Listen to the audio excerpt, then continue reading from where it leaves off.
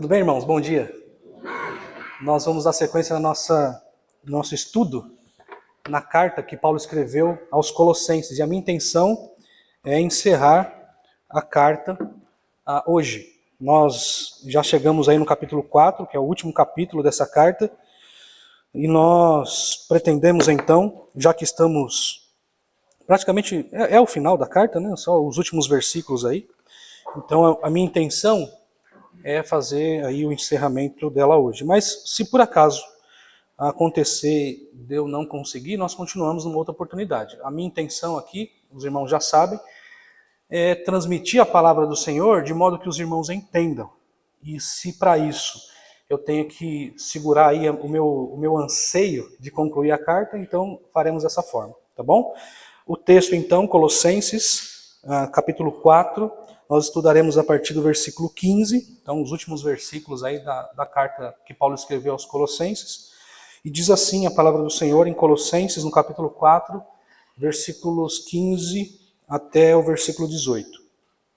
Saudai os irmãos de Laodiceia e Ninfa, e a igreja que se hospeda em sua casa.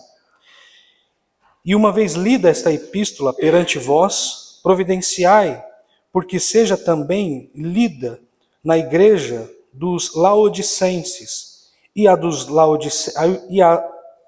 de Laodiceia, ledes igualmente perante vós. Também dizei a Arquipo, atenta para o ministério que recebeste no Senhor, para o cumprires. A saudação é de próprio punho.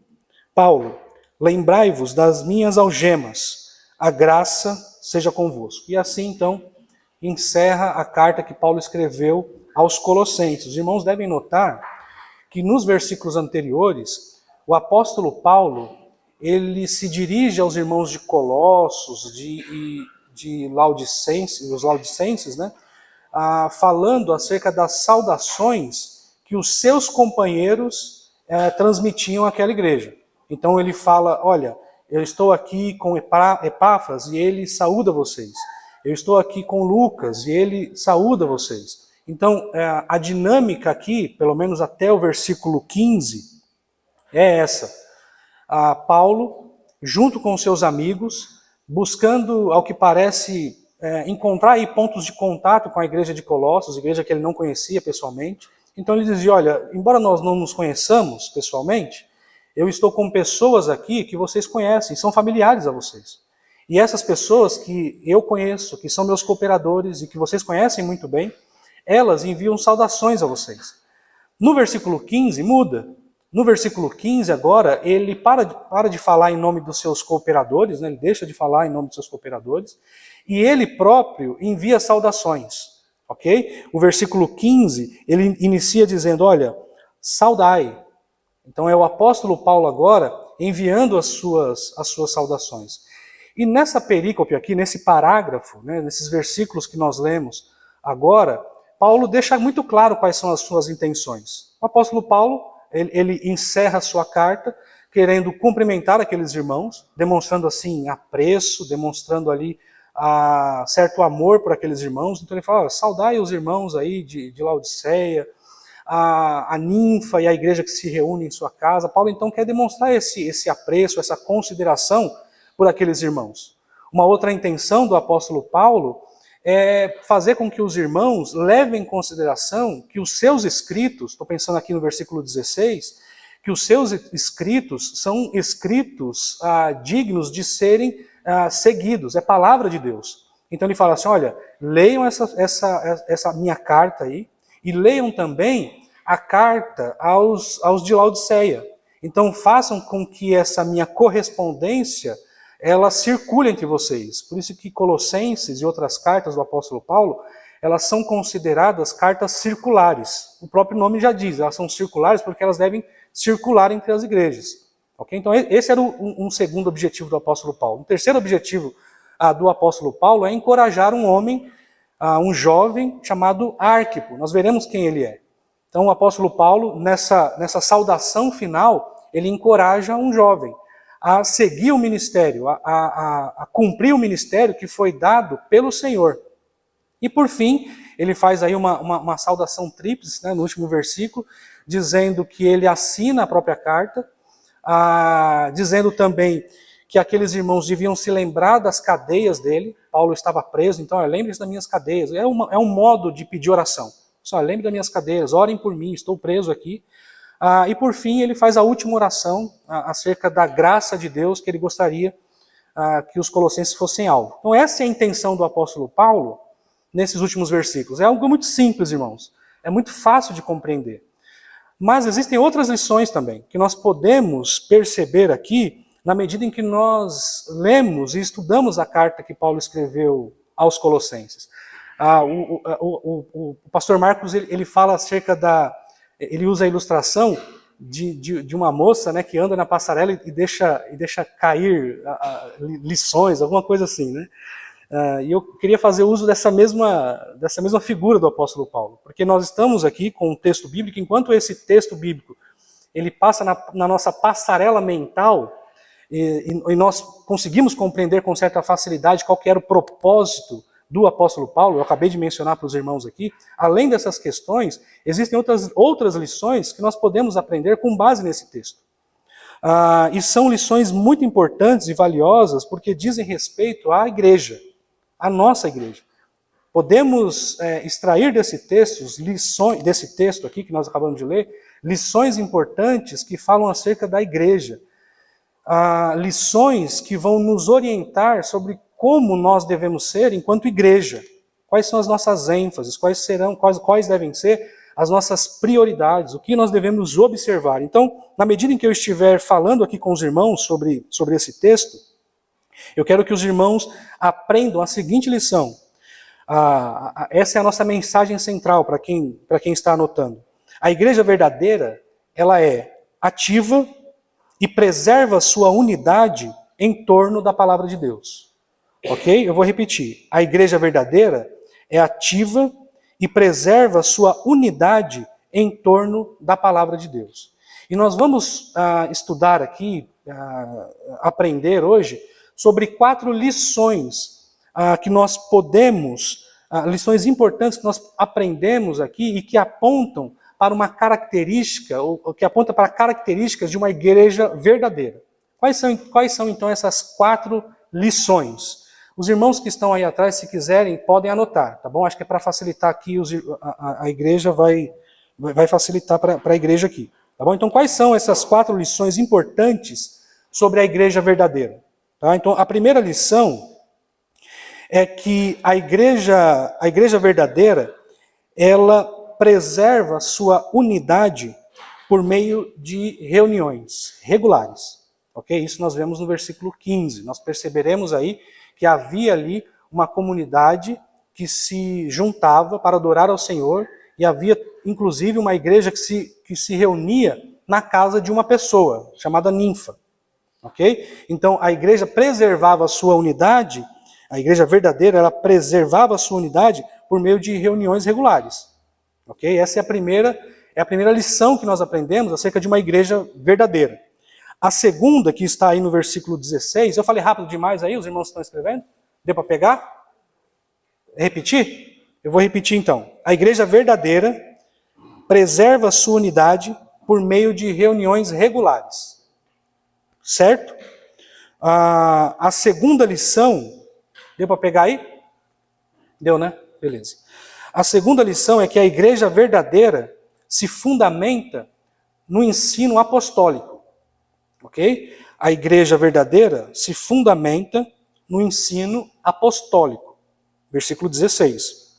Então, com essa atitude do apóstolo Paulo, de encorajar os irmãos a lerem suas cartas e fazer com que as suas cartas circulassem entre as igrejas, nos dá informações importantes acerca de qual era o fundamento daquela igreja, do que aquela igreja se valia enquanto escritura para seguir o seu caminho. Tá bom? Então, esse é a segunda lição. A igreja verdadeira se fundamenta no ensino apostólico. Tá bom? Bem, a terceira lição, que se encontra aí no versículo 17, diz o seguinte: a igreja verdadeira encoraja o trabalho ministerial.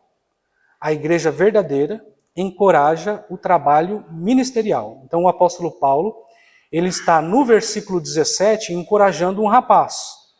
Ele está encorajando o rapaz a exercer o seu ministério este que havia sido dado pelo Senhor. Tá bom? Então, a igreja verdadeira encoraja o trabalho ministerial, versículo 17. E a última lição, e aí, essa última lição eu tentei extrair uma, ok? Porque nós temos aí um versículo que se divide em 3 etapas, né? Então nós vemos Paulo falando que assina a sua carta de próprio punho, Paulo pedindo que os irmãos lembrem-se dele na sua cadeia, né? Então, portanto, os irmãos deviam orar por ele, já que ele estava preso. E a terceira parte do versículo fala sobre a última oração do apóstolo Paulo. Paulo ora para que aqueles irmãos sejam alvos da graça de Deus. Então eu vou extrair desses versículos aí uma lição, que é a seguinte questão: a igreja zela pela autenticidade do seu ensino. A igreja verdadeira zela pela autenticidade do ensino. Ok? Esse é o último versículo aí, versículo 18. Tá bom? Então, essas são as lições que nós podemos extrair desses versículos que está diante de nós. Ok? São acho que 4 ou 5 versículos. Ok? E nós podemos extrair essas lições. Notem, eu disse para os irmãos qual era o propósito inicial do apóstolo Paulo. Então, qual que era o objetivo do apóstolo Paulo quando escreveu essa saudação final? Eu já disse para os irmãos. Então, aquele era o propósito inicial. Aquele era o propósito do apóstolo Paulo enquanto escrevia a sua saudação de próprio punho. Ok? Mas existem lições que nós podemos extrair além dessas que eu já mencionei para vocês. Tá bom? E essas são aí as 4 lições importantes acerca da igreja verdadeira. Já deve ser reproduzido aí. Então vamos lá, irmãos. Vamos ver aí, então, a primeira lição que nós aprendemos sobre a igreja verdadeira. Encontra-se aí no versículo 15. E diz o seguinte: saudai os irmãos de Laodiceia e Ninfa, e a igreja que ele hospeda em sua casa. Bem, irmãos, a Laodiceia, eu já disse para vocês, né, a igreja de Laodiceia, ela compunha um trio de igrejas. Então, ali no vale do rio Lico, haviam 3 igrejas a que Paulo se refere. Então, nós temos a igreja de Colossenses, a igreja de Colossos, a igreja de Laodiceia e a igreja de Hierápolis. Então, essas 3 igrejas compunham aí as igrejas do vale do rio Lico. E Paulo, enquanto escrevia a sua carta, ele faz menção dessas 3 igrejas. Okay? Então, a igreja de Laodiceia era uma igreja que havia começado muito bem. Os irmãos devem se lembrar que essa igreja ela é mencionada no capítulo 3 de Apocalipse. E lá no capítulo 3 de Apocalipse, João se refere a essa igreja como uma igreja que em algum momento se tornou uma igreja morna.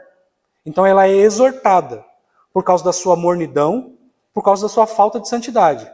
Então essa é a igreja de Laodiceia. Aqui nessa ocasião, nós não temos elementos para dizer que essa igreja era uma igreja que já enfrentava esse tipo de problema de mornidão, esse tipo de coisa. Okay? Nós não sabemos. Ao que parece, estava caminhando para isso. Okay? Mas essa é a igreja, então, de Laodiceia. Nós já falamos sobre ela em outras ocasiões.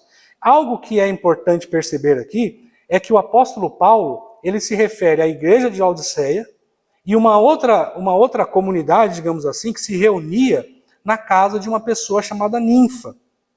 Ok? Então, ao que parece, ali em Laodiceia havia mais de um núcleo, havia mais de uma igreja. Entendeu? Notem, isso tudo que eu estou dizendo para os irmãos é com base nas evidências que nós temos aqui. Não é possível ser categórico nessas questões. Ao que tudo indica, tendo em vista a dinâmica em que Paulo escreve, parece que havia uma igreja que se reunia na casa de Ninfa e havia outra comunidade lá em Laodiceia. Certo? Outra coisa que é importante notar, antes de nós pensarmos aí acerca de quem era essa Ninfa, né, a que Paulo se refere aqui.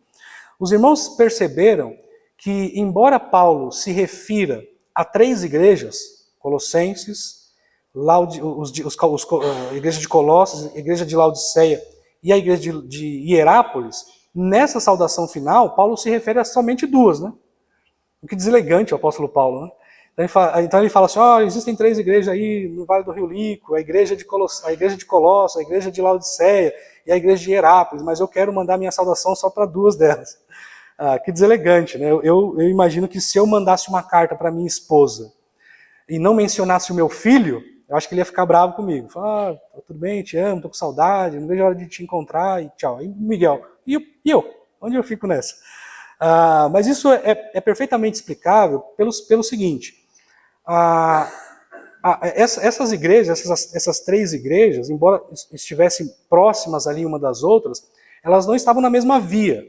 Então, a igreja de Hierápolis, ela ficava mais ao norte. De maneira que quando Paulo escreve essa carta aqui, tendo em vista que há uma rota lógica em que o seu emissário percorreria, então é por isso que ele menciona apenas essas 2 igrejas. Essa é uma hipótese também, ok? Então é por isso que ele não menciona aqui a igreja de Hierápolis. Não é que Paulo é deselegante e que não queria bem a igreja que ficava localizada nessa região, não é nada disso. É simplesmente uma questão de ordem logística, ok? Muito bem, e aí ele menciona a ninfa. Quem é ninfa? Irmãos, nós não sabemos quem é ninfa. Para os irmãos terem uma ideia da complexidade acerca da identidade dessa pessoa, nós não sabemos nem o sexo dela. Não sabemos se é um homem, não sabemos se é uma mulher. O texto fala assim, olha, Saúde Ninfa é a igreja que se reúne na casa dela, dando a entender que é uma mulher. Havia igrejas que se reuniam em casa de mulheres, né? Os irmãos devem se lembrar, na casa de Priscila e Áquila havia ali uma comunidade. Enfim, isso era comum. Então, ao que tudo indica, era uma pessoa, né, que reunia, uma pessoa abastada, que hospedava ali uma igreja. Okay? Quando fala de hospedar uma igreja, não é que esses irmãos moravam na casa dela lá. Esses irmãos se reuniam na casa de Ninfa. Então essa era a ninfa a que o apóstolo Paulo se referia. Okay? Então essa prática de se reunir em casa era uma prática comum. Vamos olhar aí o texto de Romanos, só para consubstanciar o que eu estou dizendo para vocês. Romanos capítulo 16, no versículo 23... Veja o que o apóstolo Paulo diz. Saúda-vos Gaio, meu hospedeiro, e de toda a igreja. Saúda-vos Erastus, tesoureiro da cidade, e o irmão Quarto. Então notem que havia uma igreja ali que se reunia no lar. Outro texto, 1 Coríntios capítulo 16, versículo 19. 1 Coríntios capítulo 16, versículo 19. As igrejas da Ásia vos saúdam. No Senhor, muito vos o saúdam. Áquila e Priscila, e bem assim, a igreja que está na casa deles. Então notem que essa dinâmica de reunir irmãos como igreja nos lares era algo comum. Então os irmãos ali, pessoas geralmente mais abastadas, abriam a porta de suas casas, para que a igreja funcionasse naquele local. Era uma igreja estruturada. Havia ali pessoas exercendo ministério, havia uma liderança instituída, mas não havia um prédio como o nosso aqui. Então, no início da igreja, na formação da igreja, era assim que os irmãos se reuniam, nos lares. Até que, na medida em que o tempo vai passando, a igreja vai se enrobustecendo e criando aí os seus endereços próprios. Mas, no início, era assim que a igreja se reunia. Então, o apóstolo Paulo envia saudações para um núcleo que se reunia na casa de Ninfa. E o que nós não podemos perder de vista aqui, é que essa igreja, ela se reunia. E essa aqui é a primeira lição que nós temos que aprender acerca de igrejas verdadeiras. Igrejas verdadeiras, elas se reúnem. Elas se reúnem periodicamente. Nós sabemos de igrejas que embora se reúnam periodicamente, em datas específicas, elas deixam de se reunir. Por exemplo, quando há jogos da Copa do Mundo, o que essas igrejas fazem? Hoje não vai ter culto. Por quê? Porque tem jogo. Por exemplo, eu não dou a mínima para isso. Eu não gosto. Às vezes eu gosto de estar junto com os irmãos para talvez assistir alguma partida de futebol. Eu lembro, e aí os homens vão se lembrar disso. Quando os santos, eu sou santista. Existem poucos santistas no planeta. Eu sou um deles. E eu sei que existem outros aqui. Tamo junto. E o que acontece? Houve uma final. Os irmãos devem se lembrar do Mundial, em que o Santos jogou com o Barcelona. E nesse dia, eu aqui e alguns irmãos, eu, o diácono Urso, na época, nós não éramos... nós éramos muito próximos. Eu acho que eu não lembro, acho que a gente já estava aqui na IBR, não sei quanto tempo faz isso. Coisas ruins a gente procura esquecer. E eu lembro que nós nos juntamos aí, e aí foi uma festa, nós nos reunimos ali para poder ver o jogo. O Santos, né, perdeu, vocês sabem, foi uma tristeza. Mas notem, pessoas, embora seja uma coisa legal, né, se reunir com os irmãos ali para ver uma partida de futebol e tudo mais, isso não substitui, em hipótese alguma, o dever que nós temos de nos reunir como igreja. Estou dizendo para os irmãos isso, para que os irmãos percebam que a reunião regular da igreja é algo que a identifica. Nós preservamos a nossa unidade por causa das nossas reuniões regulares. Então, o nosso lazer, por exemplo, pensando aqui no Santos, embora aquele jogo, eu nem sei se é uma boa referência, né, porque não foi um lazer aquilo. Ali foi mais uma tortura. Mas enfim, para quem estava torcendo contra, foi um lazer. Ainda mais porque eu paguei o café da manhã naquele dia. O que eu quero dizer é que o lazer, nem mesmo o lazer, é mais importante do que a reunião dos irmãos. Eventualmente, é lógico, vão ocorrer ocasiões em que não poderemos estar aqui. Mas eu quero chamar a atenção dos irmãos para algo muito importante. O que nos identifica como igreja é a nossa reunião regular. Ok? E isso era o que identificava aquela igreja. O apóstolo Paulo envia saudações para uma igreja, ou para uma comunidade que se reunia. E ela se reunia regularmente, assim como nós fazemos aqui. Assim como a nossa igreja faz. Hoje é dia de eleição, não é mesmo? E nós possivelmente vocês teriam todos os motivos para não estar aqui. Alguns já votaram, outros não. Mas nós teríamos motivo para não estar aqui. Mas nós estamos aqui. Por quê? Porque ainda que haja eleições essas que sinceramente está nos dando um pouco de medo, o fato é que isso não é mais importante do que nós nos reunirmos. E estamos aqui para aprender acerca de como deve ser uma igreja verdadeira. E a primeira lição, e eu quero parabenizar vocês por isso, a igreja verdadeira, ela se reúne periodicamente, frequentemente, independente das circunstâncias. Então não importa se é Copa do Mundo, não importa se é Natal, se é Ano Novo, não importa. Nós estaremos aqui, reunidos, para a glória de Deus. É isso que nós fazemos. Nós nos reunimos aqui para entoar louvores e adorar o nosso Deus. Foi Ele que nos salvou.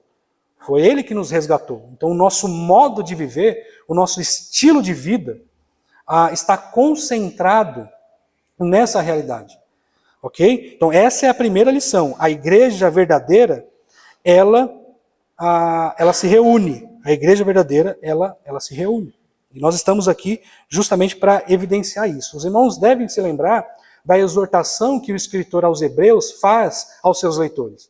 E em Hebreus capítulo 10, versículo 25, o autor diz, olha, não deixe de congregar como é costume de alguns. Então essa ideia de congregar juntos é uma ideia que nunca deve se afastar de nós. Eu já disse isso em outras pregações, ainda falando sobre aqui o texto de Colossenses. O fato é que nós não podemos perder isso de vista. Então existem aí fenômenos, né, movimentos, aliás, de desigrejados, que dizem que eu posso ser igreja na minha casa ali, entre as quatro paredes. Isso é mentira. Isso é uma bobagem sem tamanho. Nós costumamos dizer aqui, sempre dizemos, os pastores aqui da igreja sempre costumam alertar os irmãos acerca disso. Isso é uma bobagem sem tamanho. A igreja verdadeira, ela se reúne. A igreja verdadeira, ela está junta. O que nos faz corpo de Cristo é o fato de que nós estamos juntos e fazemos parte do mesmo corpo. Nós exercemos os nossos dons e as habilidades que nós nos deu aqui na comunidade dos santos. Não tem como eu exercer o meu dom sozinho, trancado na minha casa. Isso não existe a possibilidade. Não existe a possibilidade de eu exercer, por exemplo, a disciplina bíblica afastado um do outro. Não existe a possibilidade de eu suportar o meu irmão, pensando aqui no texto de Colossenses, a ideia de suportar ali não é só de dar, não é de dar suporte, mas a ideia de ser tolerante. Eu não tenho como ser tolerante com o meu irmão se eu não tenho contato com ele.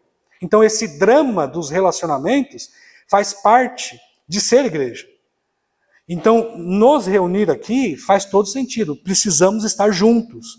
Nós, mais do que nunca, precisamos estar juntos, unidos. Porque é isso que nos identifica. Nós preservamos a nossa unidade por meio das nossas reuniões regulares. Ok? Essa é a primeira lição. Fácil de entender, não é mesmo? Muito bem. E qual é, então, a segunda lição importante que nós aprendemos aí com base nesse texto de Colossenses? Está aí no versículo 16. A igreja verdadeira, ela se fundamenta no ensino apostólico. Por ensino apostólico é o ensino dos apóstolos. Ok? Veja o que diz. E, uma vez lida esta epístola perante vós, providenciai para que seja também lida na igreja dos Laodicenses, e a dos de Laodiceia lede igualmente perante vós. Queridos, quando nós percebemos essa orientação do apóstolo Paulo para que a sua carta fosse lida de modo circular, nós não podemos perder de vista que o apóstolo Paulo, ele considerava o seu escrito como palavra digna de autoridade. Então, o apóstolo Paulo, por exemplo, ele orienta Timóteo, na primeira carta que ele escreveu a Timóteo, ele orienta a Timóteo a fazer a leitura regular da Escritura. A leitura que aparece nesse texto é uma leitura pública. Então, notem aqui o raciocínio. O apóstolo Paulo, ele diz para Timóteo, enquanto eu não estou aí, continue lendo ou leia a palavra de Deus de modo público. Olha aí o que diz aí, 1 Timóteo capítulo 4, versículo 13. 1 Timóteo capítulo 4, versículo 13. Até a minha chegada, aplica-te a leitura. E essa leitura aqui é uma leitura pública, tá bom? A exortação e ao ensino. Essa é a orientação do apóstolo Paulo. Dedica-se à leitura pública das Escrituras. E aí, em outra situação, agora em Colossenses, ele fala assim, olha, leiam essa carta.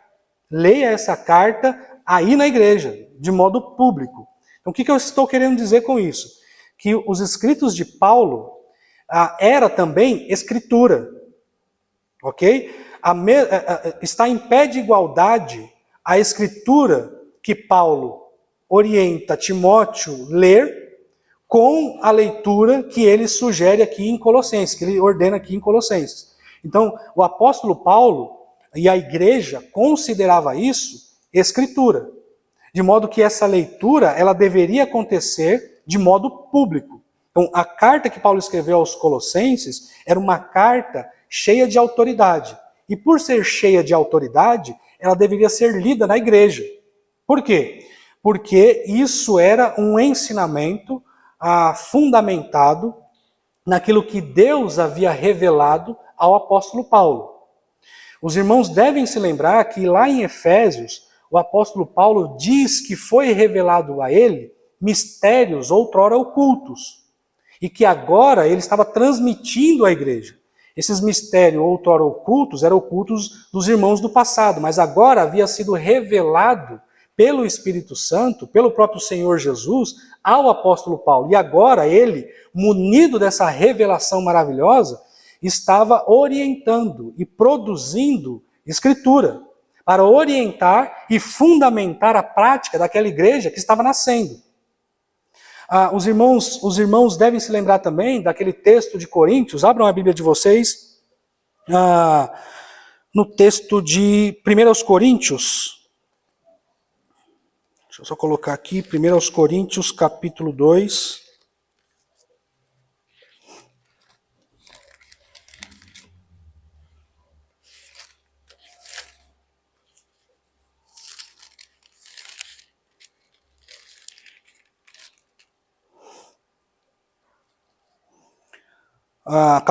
Capítulo 3. Veja o que diz. Segundo a graça, capítulo 3, versículo 10. Segundo a graça de Deus que me foi dada, lancei o fundamento como prudente construtor, e outro edifica sobre ele. Porém, cada um veja como edifica. Então notem, irmãos, que os escritos do apóstolo Paulo, que os ensinos do apóstolo Paulo, funcionavam ali como fundamento. Certo? Então, essa é uma lição importante que nós não podemos perder de vista. Então, o que os irmãos estavam fazendo ali, nessa dinâmica de leitura pública da carta que Paulo escreveu aos Colossenses, era, na verdade, um processo de fundamentação teológica para a prática da igreja. Então, era nisso que os irmãos eles se fundamentavam. Então, essa dinâmica de leitura tinha um propósito, instruir os irmãos e fundamentar a prática dos irmãos. Isso servia como um padrão. Olha, vocês estão recebendo essa orientação cheia de autoridade para que vocês se adequem a ela. Então, a igreja de Colossos e a igreja verdadeira, ela se fundamenta no ensino apostólico. Mas o que dizer, então, dessa carta aos de Laodiceia? Que carta é essa?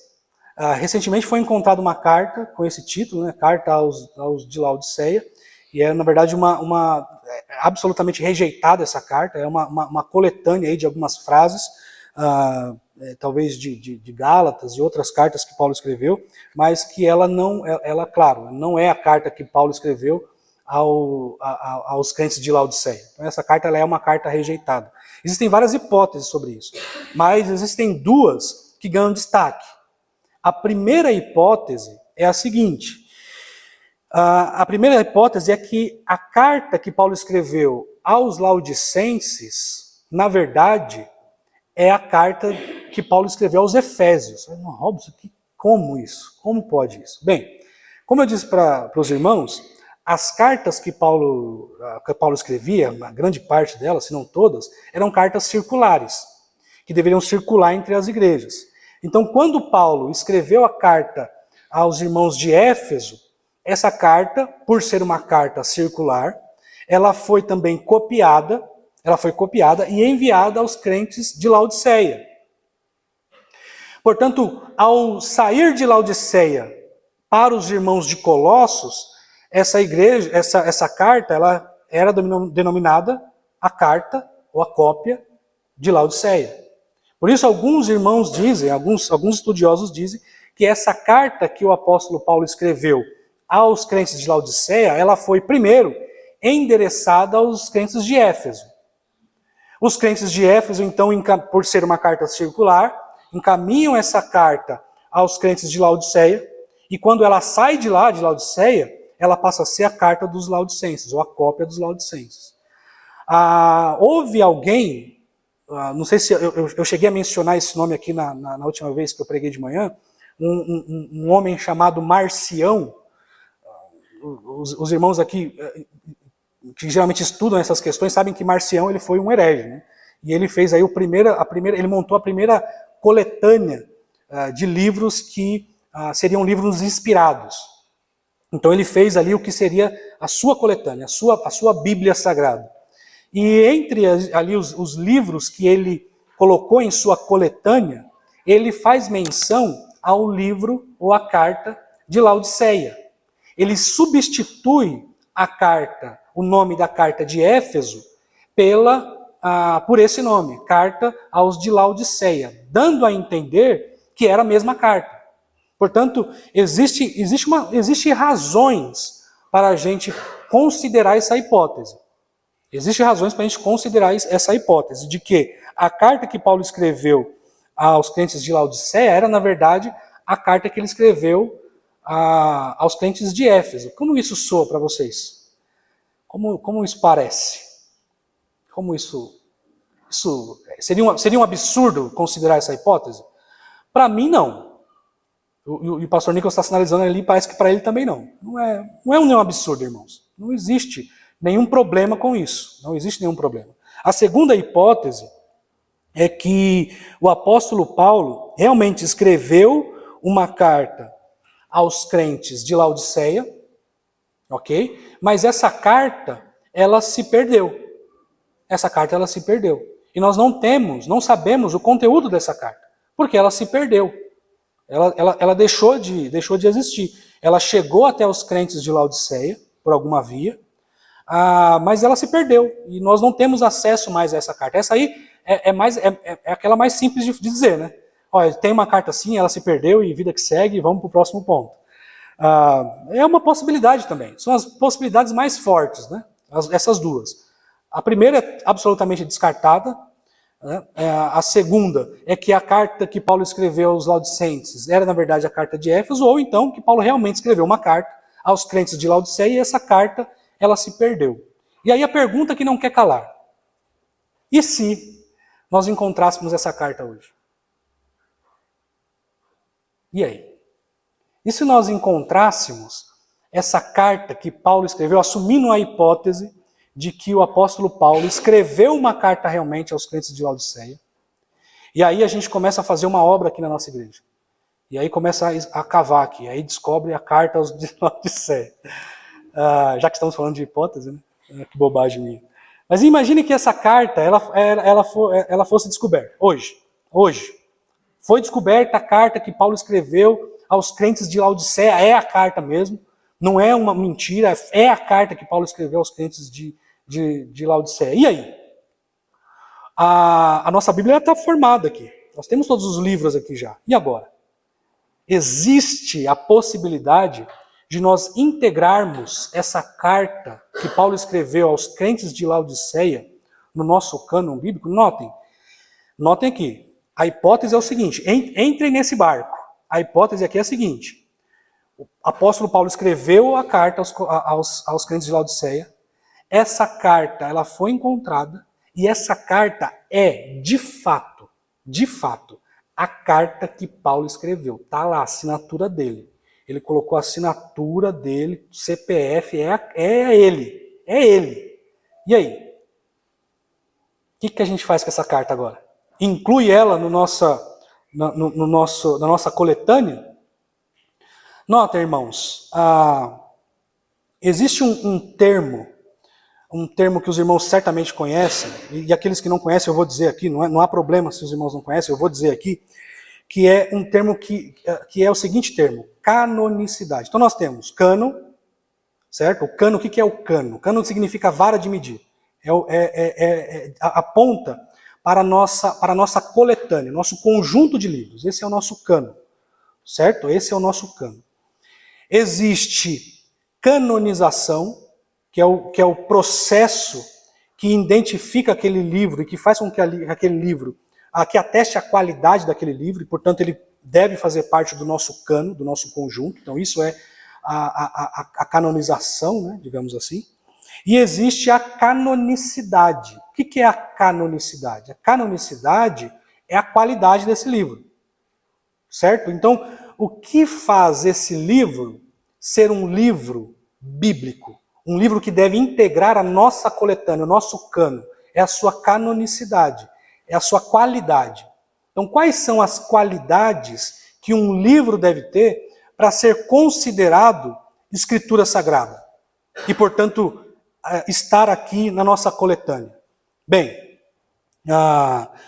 primeiro, é necessário que esse livro ele tenha autoridade profética ou apostólica, certo? É necessário que esse livro ele tenha autoridade profética ou apostólica. Pensando aqui nessa questão de autoridade apostólica, ele deveria ter sido escrito por um apóstolo ou alguém que estava sob a autoridade de um apóstolo. Por exemplo, Marcos, quando escreveu lá o Evangelho de Marcos não é um apóstolo, mas ele escreveu com base ou debaixo da tutela de um apóstolo. Outra questão, a aceitação entre o povo de Deus. Para que uma carta seja considerada, para que um escrito seja considerado Bíblia, palavra de Deus, ela deve ser aceita pela comunidade dos santos. Ou seja, deve ser algo comum a todos os santos e aceita e acolhida. Então, notem, o primeiro ponto, ele é suprido? Então, considerando, né? Veja bem, irmãos, estamos falando de uma hipótese aqui. Essa hipótese serve para dar algumas respostas. Por exemplo, eu estou falando aqui da hipótese da carta de Laodicense, da carta que Paulo escreveu aos crentes de Laodicense, fosse encontrada hoje. Mas qualquer outro escrito apostólico poderia ser encontrado. E aí, como nós lidamos com esse texto? Como nós lidamos com isso? Vira e mexe, algum arqueólogo diz, né? Foi encontrado, não sei o quê e tudo mais. Agora, tudo que encontrar eu vou incluindo aqui na palavra de Deus, isso é um perigo. Isso é um perigo. Porque nós temos diante de nós um manual de fé e conduta. E está fechado, é isso aqui. Eu não posso ir agregando coisas, eu não posso ir agregando livros. Tá? Então notem, a primeira qualidade, ela é alcançada? Sim, assumir essa hipótese, sim, ela tem autoridade apostólica, né? Foi escrita por, de fato, um apóstolo. Mas notem, ela tem aceitação entre o povo de Deus? Irmãos, notem, a carta que Paulo escreveu aos crentes de Laodiceia, se for uma carta exclusiva para aqueles irmãos, e não for a carta que Paulo escreveu aos crentes de Éfeso, ela não é mencionada em lugar nenhum. Ninguém faz menção do que se lê lá. Ninguém faz menção. Outras cartas que o apóstolo Paulo escreve e outros escritores do Novo Testamento fazem, elas aparecem em outras porções das Escrituras. E nós poderíamos mencionar aqui várias. Mas a carta que o apóstolo Paulo escreveu aos crentes de Laodiceia não aparece em canto nenhum. De modo que essa carta ela não passa nesse segundo critério, que é a aceitação entre o povo de Deus. Notem, ela tinha validade? É claro que tinha. Né? Assumindo aí esse escrito como sendo aí o escrito que Paulo escreveu aos crentes de Laodiceia, notem, ele tinha um valor. Tinha de fato um valor de instruir aquele povo, de atender aquele povo em questões específicas. Então ele tinha um valor e uma necessidade de ser. Mas isso não persistiu, não resistiu ao tempo, de modo que ela não tem uma aceitação geral entre o povo de Deus. Notem aqui, mais uma vez, estamos trabalhando com uma hipótese. Que hipótese é essa? De que Paulo escreveu uma carta específica para aqueles crentes. O terceiro critério, harmonia doutrinária. Nós não sabemos o conteúdo dessa carta. Não sabemos o conteúdo dessa carta. De maneira que nós não podemos atestar a sua harmonia doutrinária. Nós não sabemos se o que está ali está em harmonia com os outros ensinamentos. A Bíblia ela não se contradiz. De modo que os escritos da palavra de Deus, a nossa palavra, a nossa Bíblia, ela não se contradiz. O que consta aqui não se contradiz. Por fim, ela deve dar evidência de sua origem divina.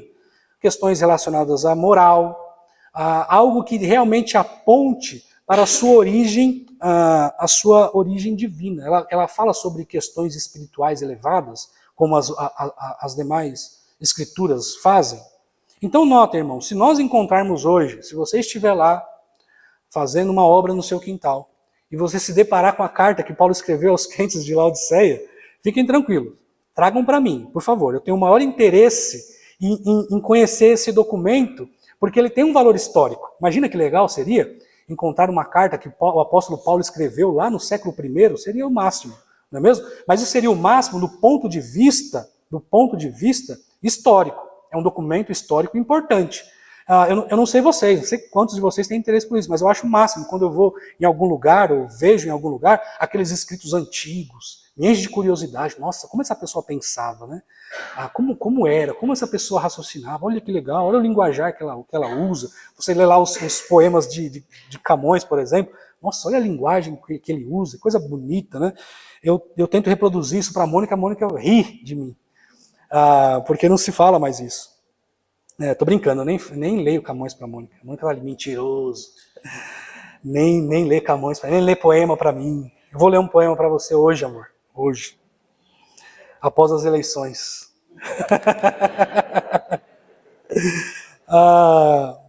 Muito bem, irmãos. Mas voltando aqui, notem, fechando o nosso parênteses aqui, notem, esses irmãos, eles se fundamentavam no ensino apostólico. Isso está claro para vocês? Essa dinâmica de fazer com que a carta circulasse entre as igrejas, fazia com que os irmãos, nos fazem entender que aqueles irmãos estavam fundamentados no ensino apostólico. Os irmãos devem ler aí, 1 aos Coríntios, capítulo 3. Esse nós já lemos, né? 1 Coríntios, capítulo 3, versículo 10, que é aquele fundamento dos apóstolos. Tá? E nós lemos também, já eu notei aqui, Efésios, capítulo 3, versículos 3 a 5, que fala acerca daquilo que eu disse para os irmãos, acerca dos mistérios ocultos e agora revelados. Então, esse era o fundamento da igreja do primeiro século. Eles eram fundamentados nos ensinos dos apóstolos, no ensino apostólico. E nós? Onde nós nos fundamentamos hoje? Onde nós devemos nos fundamentar hoje? Os irmãos devem se fundamentar nos meus ensinos, nos ensinos do pastor Nicolas e nos demais pastores, só se o fundamento que eu estou apresentando aqui, explicando para os irmãos, for um fundamento apostólico. O fundamento ele já foi lançado. O que o apóstolo Paulo diz é que nós construímos, edificamos em cima desse fundamento que já existe. Então, nota, irmãos, nós, hoje, assim como as igrejas do primeiro século, nós devemos nos fundamentar na palavra de Deus, no ensino apostólico. Então, quando vocês ouvirem essas pregações, água com açúcar, que diz, olha, você pode, você consegue, veja bem, olha para mim, olha para o irmão que está do seu lado, você consegue. Irmãos, esqueça isso. Esqueça tudo isso. Isso tudo é bobagem. Nós nos fundamentamos e nós gastamos tempo nas Escrituras. Aquilo que as Escrituras nos ensinam. É isso que nos importa. Então não me importa se chega alguém bonitinho, com um sotaque legal, me enchendo de palavras de motivação. Isso é desprezível. Isso é desprezível. Pessoas que falam em nome de Deus, mas que na verdade não se fundamentam naquilo que é a Escritura. Então esqueçam tudo isso, isso é bobagem. Agora tem uma onda, né, dessas coisas, né? Então tem lá uma série de pastores, alguns deles auto-intitulados até, com uma linguagem jovial, né? Tentando pegar você pela sua mente, uma pregação psicologizada, tentando convencer você de que você está no centro de tudo, então você pode, você consegue, vá lá. Irmãos, isso é bobagem. Nós aqui na nossa igreja, graças a Deus, nós desprezamos essas coisas todas. E nós nos fundamentamos na palavra de Deus. E nós estudamos, nós gastamos tempo, nós ficamos sem dormir, nós gastamos dinheiro, investimos recurso para conseguir estudar o texto bíblico e apresentar para os irmãos o evangelho do Senhor, a palavra pura de Deus. É isso que nós fazemos. E isso custa muito. Enquanto que as pessoas abram lá, tira uma palavra aí para mim. Aí a pessoa abre a palavra e fala assim, olha isso que te digo, que não sei o que lá. Bobagem, irmãos, bobagem. Nós nos fundamentamos nos ensinos dos apóstolos. Esse é o nosso fundamento. A palavra de Deus é o nosso fundamento. E é nisso aqui que a gente gasta tempo, é nisso aqui que a gente se dedica, é na palavra de Deus, é nesse fundamento. A igreja verdadeira, ela se fundamenta no ensino apostólico, custe o que custar. Então nós não podemos, a custo de popularidade, para ser bem aceito, bem visto, ignorarmos essas coisas. O nosso fundamento, mais uma vez, é o fundamento dos apóstolos. É nisso que a gente se dedica. Então despreza, irmãos, qualquer pregação que não se fundamenta nessas coisas. Ou seja, que não se fundamentam na palavra de Deus e no ensino apostólico. Certo? Os irmãos estão cansados? 10h30. Eu vou mais um pouquinho. Eu acho que vai dar tempo de terminar. Muito bem. Lembrem-se, a igreja verdadeira, ela é ativa, notem, ela se reúne periodicamente, ela está junta ali o tempo todo. E ela preserva a sua unidade em torno da palavra de Deus, em torno do fundamento que é a palavra de Deus. Nós acabamos de ver aqui que o ensino apostólico é o fundamento. Nós lemos isso aí lá em 1 Coríntios, acabamos de ler. Paulo lançando aí esse fundamento. Muito bem. A terceira lição que nós aprendemos é que a igreja verdadeira encoraja o trabalho ministerial. A igreja verdadeira, ela encoraja o trabalho ministerial. O apóstolo Paulo diz, também dizei a Arquipo, um personagem que, embora não seja um personagem como ninfa, né, totalmente obscuro, ele é mencionado lá em Filemão 2. E interessante, porque ele aparece ao lado de uma mulher, que possivelmente fosse mulher de Filemão. De maneira que, ao que tudo indica, esse rapaz aqui, Arquipo, ele era filho de Filemão. E parece também que esse jovem, na ausência de Epáfras, havia assumido a liderança da igreja de Colossos. Essa é a hipótese. É isso que dizem. Nós não sabemos, irmãos. Não sabemos. Existem coisas que nós não sabemos, mas isso não anula a verdade que está por trás de tudo isso. Porque independente da função ministerial que ele exercia, essa função ela havia sido dada pelo Senhor. Olha o que o texto diz. Também dizei a Arquipo, atenta para o ministério. A palavra aqui é diaconia, serviço, que recebestes do Senhor para o cumprires. Então lembrem, vocês, irmãos, que estão recebendo essa carta. E notem, é uma carta circular, né? Todo mundo ia ficar sabendo disso. Até os crentes da Igreja Batista Redenção, 2000 anos depois. Dizei a Arquipo, dizei a esse jovem, talvez filho de Filemão, esse jovem, ele deve cumprir o ministério que foi dado a ele pelo Senhor. Foi Deus que deu. Irmãos, notem, ele havia recebido um serviço não de outros irmãos. Nós não sabemos a dinâmica em que ele recebeu essa atribuição, mas o fato que, embora alguém tenha dito para ele, faça isso, você foi incumbido disso, enfim, o fato é que o apóstolo Paulo diz aqui que não há, que quem atribui essa função não é um homem qualquer, não é uma pessoa qualquer, é o Senhor. Foi o Senhor que deu àquele jovem a função que ele deveria desempenhar. Se for a igreja, se for o ministério pastoral, ele então deveria fazer com dedicação, com esmero, assim como Epáfras. Epáfras era alguém totalmente dedicado, vocês se lembram disso? Dedicado à oração, ele fazia parte da igreja, ele trabalhava arduamente. Então, assumindo isso como verdade, o apóstolo Paulo está chamando a atenção, exortando o jovem Arquipo para que ele exercesse o ministério pastoral naquela igreja, com dedicação. Afinal de contas, a igreja de Colossos estava sob ataque. Aqueles irmãos estavam sendo atacados. Atacados pelo quê? Pela heresia de Colossos. Era um mix de heresia. E aquelas pessoas, aqueles falsos mestres, tentavam enganar o povo com mentiras. Então percebam, irmãos, Arquipo devia lançar mão daquilo que ele recebeu para fazer e fazer com dedicação. Ele havia recebido aquela incumbência do Senhor. E o tom que o apóstolo Paulo usa aqui nos faz entender que Arquipo, talvez, estivesse falhando na missão. Parece que ele não estava pegando no batente, não estava indo para cima. É isso que nós podemos perceber com base nessa exortação do apóstolo Paulo. Olha, chame a atenção de Arquipo aí. Diz a Arquipo, atenta.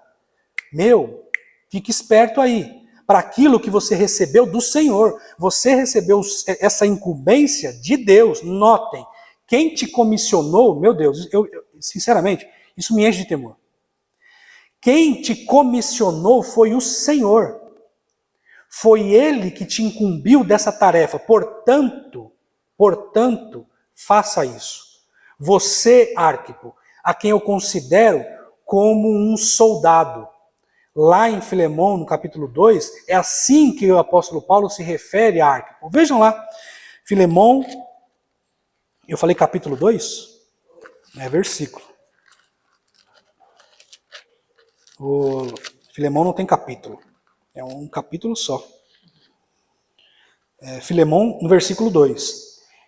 Notem aí, aparece aí no versículo 2 o que seria a esposa de Filemão, a irmã Áfia e a Arquipo. Notem como Paulo se refere a esse rapaz. Ele diz, e a Arquipo, nosso companheiro de lutas. A expressão aqui aponta para alguém que ocupa uma posição de soldado. Então notem, a irmã Áfia e a Arquipo, nosso companheiro de lutas, e a igreja que está em tua casa. Irmãos, aquele jovem, Paulo se refere àquele jovem como um soldado. Olha, você é um soldado, você é um companheiro de lutas. Portanto, fique atento na função que você recebeu do Senhor. Fique atento no sentido de, olha, cumpra aquilo que Deus te deu para fazer. Irmãos, nós não temos opção. Nós somos crentes, fomos resgatados pelo Senhor. Nós não fazemos o que nós queremos, do jeito que nós queremos. Nós fomos comissionados. Deus nos deu uma incumbência. Isso não foi por pressão. Nós não assumimos as posições que nós assumimos na igreja do Senhor debaixo de pancada. Não é isso. Não é assim que as coisas acontecem. Deus nos incumbiu. Ele nos chamou para fazer. Irmãos, nós não temos, mil vezes, não temos o direito de negligenciar aquilo que Deus nos mandou fazer. Portanto, queridos, seja lá o que você tem a fazer, enquanto ministério, aqui na nossa igreja, faça. Faça. Não por minha causa. Não porque você, o pastor Robson não vai pegar bem comigo se eu não fizer. Imagina. Faça isso porque quem te incumbiu dessa tarefa foi o seu Senhor, aquele que te comprou, com alto preço. Ele te comprou com alto preço. Ele é o seu Senhor. Você faz aquilo que ele manda você fazer. Isso não diz respeito a você. Isso diz respeito a quem te comissionou. Não importa, irmãos, me desculpem, mas não importa se isso é confortável ou não. Não importa se isso faz com que você acorde todas as manhãs motivado ou não. É bom que sim, mas se não for, não importa. Quem te comissionou foi o Senhor. Portanto, faça aquilo que o Senhor ordenou que você fizesse. Faça isso. Isso vale para todo mundo aqui. Todo mundo. Todo mundo que nasceu de novo, todo mundo que é crente no Senhor Jesus e recebe a incumbência de servi-lo, de qualquer forma que seja, deve fazer isso com dedicação e afinco, ainda que isso te custe um preço alto. Estávamos aqui ontem com as irmãs falando sobre como o apóstolo Paulo via as pressões e os problemas que ele enfrentava. E ele dizia o seguinte, o apóstolo Paulo a certa altura, no versículo 20 de Filipenses capítulo 1, ele diz o seguinte, olha, não importa, eu continuarei com ousadia. E a expressão ali aponta para a realidade de que, olha, mesmo que a minha vida esteja em risco, eu continuarei com ousadia, anunciando ao Senhor, para que Ele seja glorificado, apesar do meu sofrimento. Ele diz, olha, eu posso morrer até. Eu posso até morrer, mas Cristo será glorificado. Então, irmãos, o serviço que você recebeu para fazer, você deve executar para a glória de Deus, para que Ele seja glorificado por meio da excelência do seu trabalho. Pensei que era o mesmo toque do meu. Meu Deus, quem será? Só falta ser da empresa. Não é da empresa. Então, notem, irmãos, a igreja verdadeira encoraja o trabalho ministerial. O que eu estou fazendo aqui agora? O que eu estou fazendo aqui agora? Estou tentando fazer o que o apóstolo Paulo fez com Arquipo. Eu estou tentando encorajar vocês a exercer com dedicação e esmero um trabalho que Deus te deu. Não foi eu que dei, foi Deus que deu. O apóstolo Paulo, então, encoraja Arquipo a exercer o trabalho ministerial com dedicação. E se for um trabalho pastoral, ele deve, então, fazer com a mesma dedicação que Epáfras fazia. Epáfras foi o fundador da igreja de Colossos, talvez até de Laodiceia. Mas ainda que não fosse um ministério pastoral, ainda que fosse uma atividade específica, algo específico, enfim, deveria fazer aquilo com dedicação. A mesma dedicação de Epáfras, que trabalhava arduamente. Eu estou lendo um livro chamado Ministério Pastoral, de John MacArthur. Os irmãos, pelo menos o autor, os irmãos conhecem bem, a editora CPAD. E eu me deparei com um trecho que me pegou de jeito. Um trechinho que, pensando nesse aspecto de dedicação, independente do que for, do que aconteça, continuar dedicado no serviço. Eu li uma citação, eu li aqui, eu queria mencionar para os irmãos algo que me pegou de jeito, eu até parei. Eu fechei o livro, vou ali fazer alguma coisa. Porque me pegou de jeito. E eu quero ler para os irmãos aqui. Prestem atenção. A certa altura, o autor que escreveu esse capítulo, ele diz o seguinte: apertem os cintos.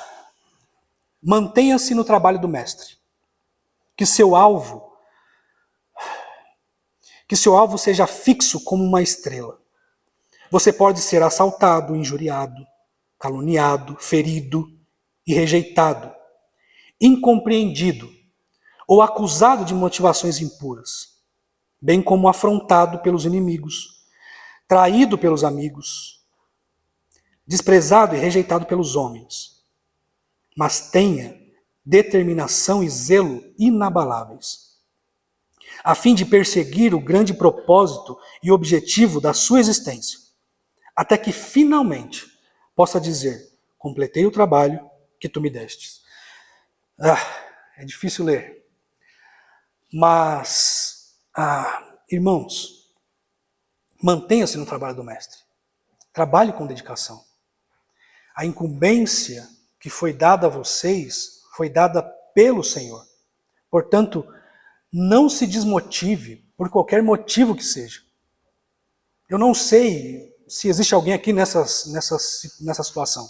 Certamente, se não houver aqui, embora eu acho que haja, mas se não houver aqui, certamente alguém vai me ouvir e vai talvez se encontrar nessas palavras aqui. E talvez se sinta encorajado por isso. Mantenha-se firme no trabalho do mestre, independente do que te chateia e do que te desmotiva. Continue firme, focado. Quem te comissionou foi o Senhor. Então esse aí é a terceira lição que nós aprendemos. A igreja verdadeira encoraja o trabalho ministerial. E por fim, rapidamente aqui, a igreja zela pela autenticidade do ensino. No versículo 18, o texto diz: a saudação é de próprio punho.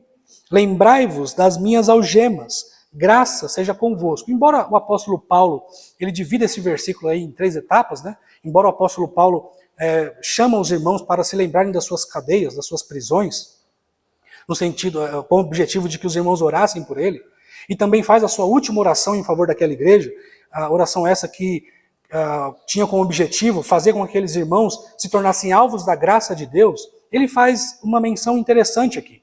Ele diz que a carta dele é assinada de próprio punho. O apóstolo Paulo ele fazia isso para poder autenticar o seu escrito. Por incrível que pareça, havia naquela época pessoas que escreviam em nome dos apóstolos e aí faziam com que cartas circulassem como se fossem cartas escritas pelo próprio apóstolo. Se os irmãos olharem aí, em 2 Tessalonicenses, no capítulo 2, veja o que o apóstolo Paulo diz, 2 aos Tessalonicenses,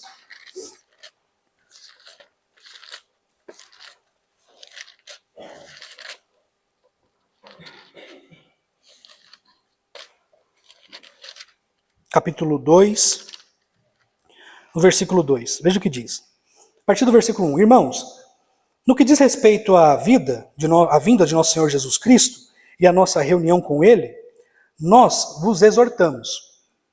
Versículo 2. A que não vos demovais da vossa mente com facilidade, nem vos perturbeis, quer por espírito, quer por palavra, quer por epístolas, como se procedesse de nós, supondo que tenha chegado o dia do Senhor. Então o apóstolo Paulo, ele exorta ali, ele chama a atenção dos seus leitores, aqui nessa segunda carta que ele escreveu aos crentes de Tessalônica, a não se deixarem levar por falsos ensinos que supostamente havia sido escrito por eles, ou havia, né, cartas que haviam sido escritas pelo apóstolo Paulo, cartas essas que continham mentiras, continham heresias, coisas que não correspondiam, lembrem-se, não se harmonizavam. Lembram dos critérios, das qualidades de um livro canônico? A qualidade de um livro canônico, entre outras coisas, apontava para o fato de que ela deveria ter harmonia. Essas cartas escritas ali em nome do apóstolo Paulo não escreveu essas cartas, mas alguém escreveu lá e colocou o nome do apóstolo Paulo, essas cartas não tinham harmonia com os demais escritos. Então ele fala assim, olha, essas cartas, vocês não devem dar créditos, não devem se perturbar com essas cartas que supostamente teriam sido escritas por mim. Então o apóstolo Paulo, ele escreve de próprio punho algumas de suas cartas, nós vemos isso em 1 Coríntios capítulo 16, no versículo 21, em 2 Tessalonicenses capítulo 3, versículo 17, nós vemos lá em Filemão 19, o apóstolo Paulo dizendo que escreve aí a sua saudação final, ou a sua assinatura, ele faz de próprio punho. Por quê? Para autenticar aquilo que ele estava ensinando. Outra coisa, o fato dele assinar as suas cartas e escrever de próprio punho os seus textos, né, pelo menos a sua saudação final, a sua assinatura, enfim, nos faz entender que o apóstolo Paulo ele fazia aí uso de secretários. Pessoas que, enquanto ele ditava, escreviam suas cartas. Então ele ditava, Paulo tinha esse hábito, ao que tudo indica, é o que nós vemos aqui, e podemos afirmar com bastante segurança, que o apóstolo Paulo ele usava secretários, pessoas que escreviam para ele ali, enquanto ele ditava as suas cartas. Então, uma forma que ele encontrou de autenticar os seus escritos foi fazendo essas assinaturas de próprio punho. Notem, irmãos, cartas assim, cartas que não são autênticas, elas devem ser rejeitadas. A forma mais comum da gente se referir a essas cartas aí, a forma mais comum é se referir a essas cartas como cartas ou como textos, né, apócrifos. Então, por exemplo, na coletânea da Bíblia Católica, nós temos alguns livros que não são encontrados na nossa Bíblia. E nós chamamos esses livros de livros apócrifos, ou seja, são livros que não se enquadram naquela, ou que não detêm aquelas qualidades que eu mencionei para os irmãos. Então, esses são livros apócrifos, são livros que não têm autoridade. São livros, muitas vezes, recheados de heresias, recheados de fantasias, de magia, coisas que não dizem respeito à palavra de Deus de fato. Elas não suportam, elas não apresentam as qualidades necessárias para integrar o nosso cânon bíblico aqui. Muito bem. Essa última lição diz que nós zelamos pela autenticidade do nosso ensino. Nesse sentido, como isso se aplica a nós? Os irmãos devem se lembrar dos crentes de Bereia. Para que nós tenhamos condições de validar ou de autenticar o nosso ensino, nós devemos nos comportar como os crentes de Bereia. Os irmãos aqui, vocês, devem autenticar o que eu estou dizendo. Os irmãos devem avaliar o que eu estou dizendo. Os irmãos devem pensar o seguinte: bom, o pastor Robson está dizendo coisa aí acerca da palavra de Deus. Eu preciso ter certeza de que o que ele está dizendo é palavra de Deus de fato. Então o que nós fazemos aqui, geralmente? Os pastores fazem aqui, sempre. Nós ensinamos os irmãos e falamos aos irmãos e nós voltamos para as Escrituras. A nossa intenção é dizer o seguinte: olha, o que eu estou dizendo para vocês está fundamentado na palavra de Deus. É assim que nós autenticamos o nosso ensino. Nós autenticamos o nosso ensino trabalhando e analisando o que está sendo dito como os crentes de Bereia faziam. Então, o exercício de ouvir não é um exercício passivo, é um exercício ativo. Alguém fala e você não apenas ouve, mas você avalia, você julga, você analisa. O que aquele irmão está dizendo? O que o pastor está dizendo? Isso encontra amparo na palavra de Deus? Veja aí o que diz em Atos, no capítulo 17. Atos, capítulo 17.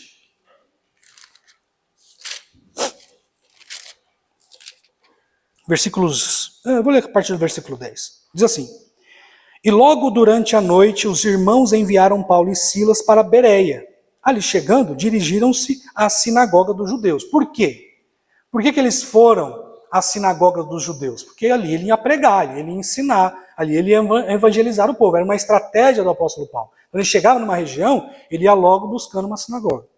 Versículo 11. Ora, estes de Bereias eram muito mais nobres que os de Tessalônica, pois receberam a palavra com toda a avidez. E notem, examinando as Escrituras todos os dias para ver se as coisas eram de fato assim. E na medida em que eles examinavam, analisavam e atestavam a autenticidade daquele ensino, versículo 12, muitos deles creram, mulheres gregas de alta posição e não poucos homens. Então, notem, eles ouviam, analisavam e tomavam posições, assumiam posições.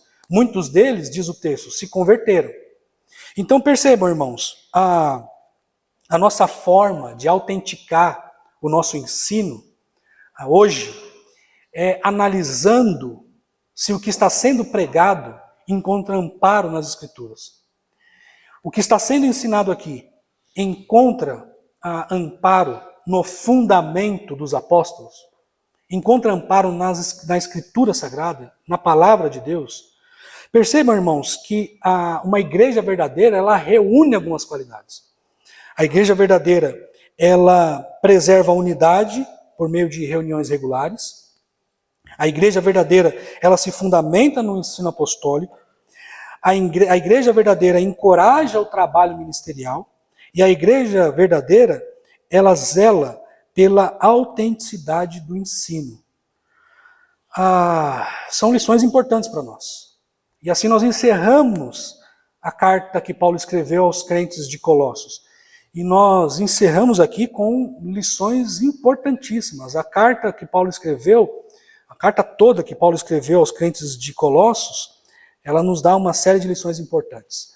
Nosso tempo já está avançado. Eu quero pedir que os irmãos orem por nossa igreja, continuem orando por nossa igreja, para que a nossa igreja reúna essas qualidades todas aí que nós aprendemos aqui hoje. Vamos orar, pedindo que Deus nos abençoe. Senhor, nós louvamos o Teu nome e Te agradecemos pelo tempo que tivemos aqui. Obrigado, porque a Tua palavra nos dá orientações sobre como é a igreja verdadeira.